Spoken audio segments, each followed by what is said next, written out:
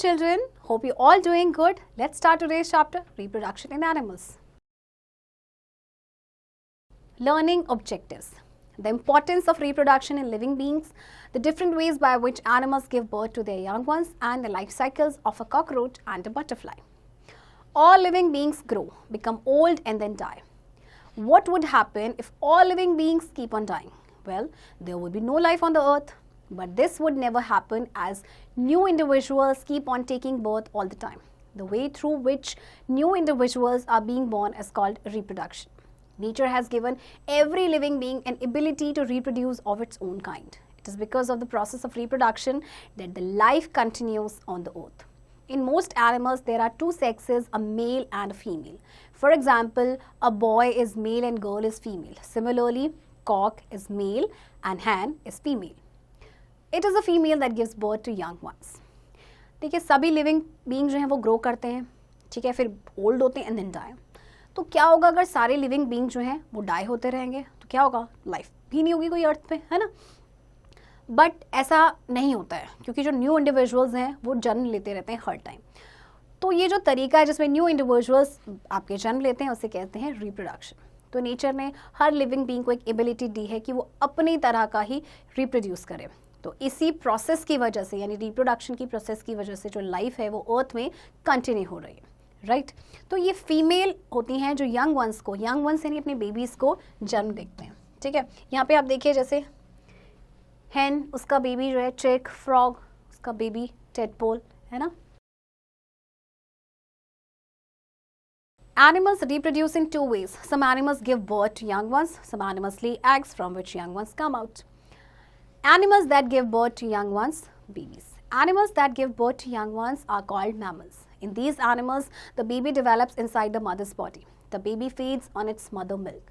Mammals are the most developed animals. Their bodies are covered with hair. Cows, buffaloes, cats, dogs, lions, deer, rats, camels and zebras are examples of some mammals. The list includes many more. Human being is also a mammal.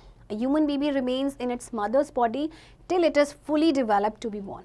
The baby feeds on its mother milk. Animals जो अपने बच्चों को जन्म देते हैं उन्हें हम कहते हैं mammals. और ये ऐसे animals होते हैं जिनमें इनका बेबी जो है मदर की बॉडी के अंदर डेवलप होता है, ओके. एंड जो बेबी फीड करता है मदर मिल्क पे.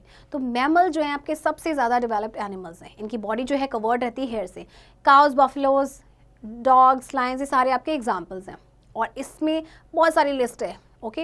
ह्यूमन बीइंग भी मैमल है. ह्यूमन बेबी जो है वो मदर की बॉडी में रहता है जब तक कि फुली ग्रो नहीं हो पाता, फुली डेवलप नहीं हो पाता, ओके. एंड इस बेबी जो है वो भी मदर मिल्क में फीड करता है. सम strange mammals. Some mammals do not show the characteristic of mammals, still they are mammals. Whales, seals and dolphins look like fish. They live in water but they are also mammals as they give birth to young babies. The babies feed on their mother's milk. The duck-billed platypus and spiny anteater lay eggs but they are mammals. The babies come out of the eggs and feed on their mother's milk. Bats look like birds. They have wings to fly, but they are also mammals. They give birth to young babies that feed on their mother's milk. The duck-billed platypus and spiny anteater lay eggs, but they too are mammals. The babies come out of the eggs and feed on their mother's milk. Bats look like birds. They have wings to fly, but they are also mammals. They give birth to young babies that feed on their mother's milk. Bats are the only mammals that can fly. अब देखिए कुछ mammals ऐसे हैं जो mammals के characteristics नहीं show करते हैं but still they are mammals. For example अगर वेल, सील्स और डॉल्फिन की बात करें तो ये फिश जैसी दिखती हैं और पानी में रहते हैं बट ये अपने बच्चों को जन्म देते हैं एंड जो बेबी होते हैं वो मदर मिल्क पे फीड करते हैं. डक बिल्ड प्लैटिपस और स्पाइनी एंटीटर ये अंडे देते हैं बट ये भी मैमल्स है क्योंकि ये अपने बच्चों को दूध पिलाते हैं. इसी तरह से बैट जो है आपकी बर्ड की तरह दिखती है, इसके पास विंग्स भी होते हैं फ्लाई करने, बट एक्चुअली में ये भी मैमल है. ये अपने बच्चों को जन्म देती हैं एंड बच्चे जो है मदर मिल्क पे फीड करते हैं. बैट्स इकलौते ऐसे मैमल हैं जो कि उड़ सकते हैं.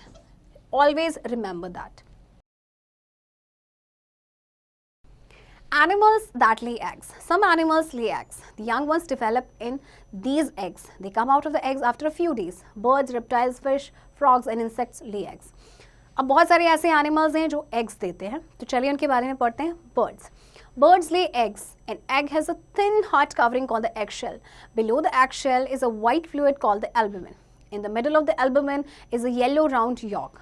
The yolk has a red spot in the center. This spot is called the embryo. The embryo develops into a chick. The chick gets its food from the yolk. As the chick, baby bird starts growing, the size of the yolk gets reduced. When the baby bird grows fully, the eggshell breaks and the baby birds come out. The process of coming out of the baby bird from the egg is called hatching.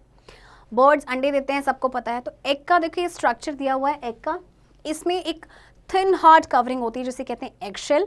Eggshell के नीचे आपका एक white fluid होता है जिसे कहते हैं albumin. And albumin के मिडिल में एक येलो पार्ट होता है. This is called yolk. Yolk के सेंटर में एक रेड स्पॉट होता है. इस रेड स्पॉट को कहा जाता है एम्ब्रियो. तो जो एम्ब्रियो है वो डेवलप होता है चिक में. चिक को अपना खाना मिलता है इस यॉक से.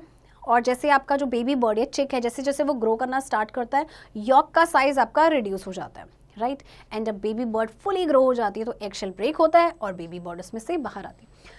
तो ये जो प्रोसेस होता है, this process is called hatching. जब बेबी बर्ड एग से आपकी बाहर आती है. Look at the life cycle of a hen. The mother hen sits on the egg for about 21 days for the little chick to hatch out of the egg. This period of 21 days is called incubation period. अब आपको पता है mother hen जो होती है वो अंडे पे बैठती है 21 दिन के लिए. उसके बाद उसमें से लिटिल hen या लिटिल चिक उससे बाहर आ जाते हैं. तो ये जो पीरियड होता है 21 डेज का, this is called incubation period. Frogs and fish. Frogs lay thousands of eggs in clusters called spawns. The young frogs that come out of the eggs are called tadpoles. A tadpole undergoes several changes before it becomes an adult. Fish also lay thousands of eggs, but only a few of them grow into adults. A baby fish is called a fry.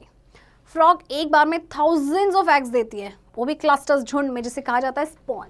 Young frog उसमें से बाहर निकलता है जिसे कहते हैं tadpole. फिर tadpole जो है काफ़ी सारे चेंजेस उसमें आते हैं जब तक कि वो एडल्ट बनता है. फिश भी एक टाइम पे बहुत सारे एग्स देती है, थाउजेंड्स ऑफ एग्स देती है, बट उन कुछ ही एग्स में से बेबी फिश निकल पाती है, तो बेबी फिश को बोलते हैं fry. Reptiles. Reptiles such as lizards, turtles and snakes lay eggs on the ground, but they do not take care of their eggs. Their eggs are warmed by the sun's heat. Parents do not take care of the young ones.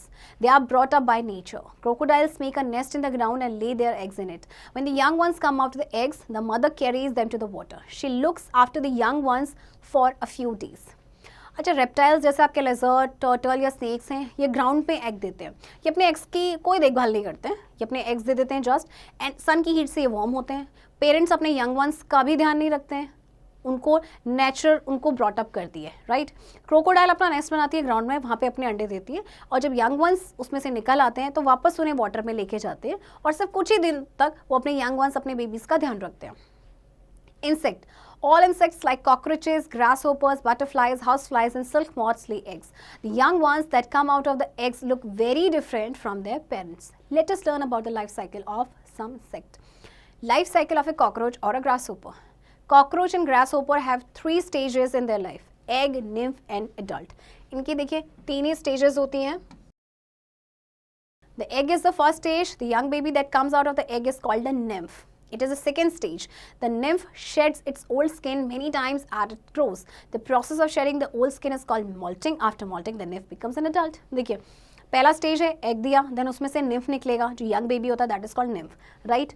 And इसके बाद क्या होगा, nymph अपनी old skin को shade करता है बहुत बार, और ये जो प्रोसेस होता है इस प्रोसेस को बोलते हैं मॉल्टिंग, जहाँ पे ओल्ड स्किन को शेड किया जाता है, और मॉल्टिंग के बाद जो nymph है वो बनता है एडल्ट.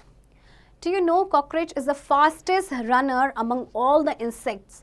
अगर हम सारे इंसेक्ट्स की बात करें, उन सब में सबसे ज़्यादा तेज दौड़ता है cockroach. Life cycle of a butterfly or a housefly. Butterflies and houseflies have 4 stages in their life: egg, larva, pupa, and adult. The egg is the 4th stage. The young butterfly that hatches out from the egg is called a larva. The larva is entirely different from the adult. It looks like a worm. The larva of a butterfly is called a caterpillar. It is the 2nd stage. The caterpillar feeds continuously on leaves and grows very fast. After some time, it stops feeding and makes a covering around itself called the cocoon. After this, the caterpillar grows inside the cocoon. This is the pupa. It is the 3rd stage. After a few days, the pupa breaks the covering and comes out as an adult. अब देखिए butterfly की 4 stages होती हैं, ठीक है. Number 1 stage इसका क्या है, देखिए एग है, इसके बाद यंग बटरफ्लाई हैच होती है एग से और उसे कहते हैं लार्वा। लार्वा जो है एडल्ट से बिल्कुल डिफरेंट होता है और एक किसकी तरह दिखता है, एक वर्म की तरह दिखता है, राइट। एंड जो लार्वा होता है बटरफ्लाई का उसे हम कहते हैं कैटरपिलर। ये सेकेंड स्टेज है। फिर जो कैटरपिलर होता है वो लीव्स खाता है बहुत जल्दी जल्दी और बहुत जल्दी जल्दी ग्रो करता है। कुछ टाइम के बाद ये खाना बंद कर देता है और एक कवरिंग बनाता है अपने अराउंड, जिसे कि कहते हैं कुकून। इसके कुछ टाइम के बाद जो होता है कैटरपिलर ग्रो करता है कुकून के अंदर, उसे कहते हैं pupa. This is the third stage. और उसके बाद क्या होता है, कुछ देरों के बाद प्यूपा जो है उसकी कवरिंग ब्रेक हो जाती है और उसमें से एडल्ट निकलता है।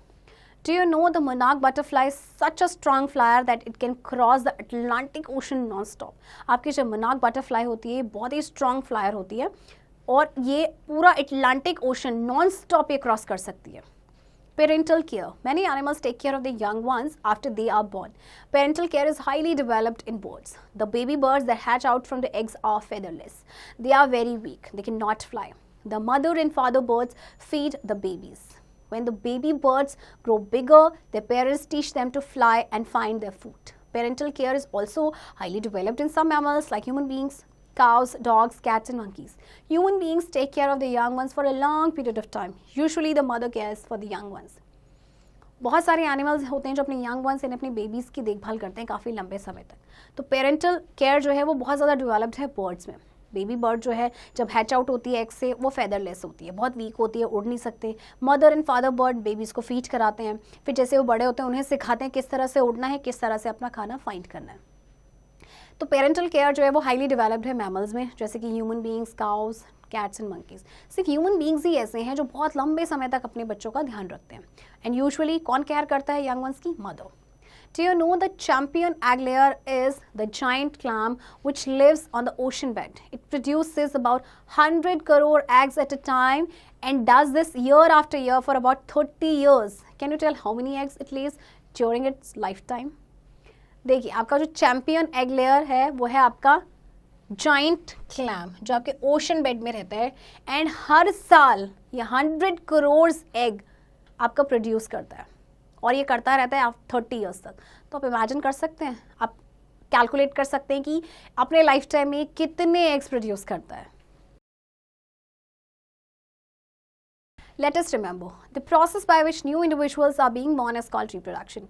Animals reproduce in two ways, by giving birth to young ones or by laying eggs. Animals that give birth to young ones are called mammals. Insects, fish, frogs, reptiles and birds lay eggs. The young ones come out from the eggs. The process of coming out of the young ones from the eggs is called hatching. Parental care is highly developed in birds. देखिए reproduction आपका process होता है जिसमें new individuals जन्म लेते हैं। Animals दो तरीके से रिप्रोड्यूस करते हैं, या तो वो अंडे देते हैं या फिर अपने बच्चों को जन्म देते हैं। और जो एनिमल्स अपने बच्चों को जन्म देते हैं उन्हें कहते हैं मैमल्स।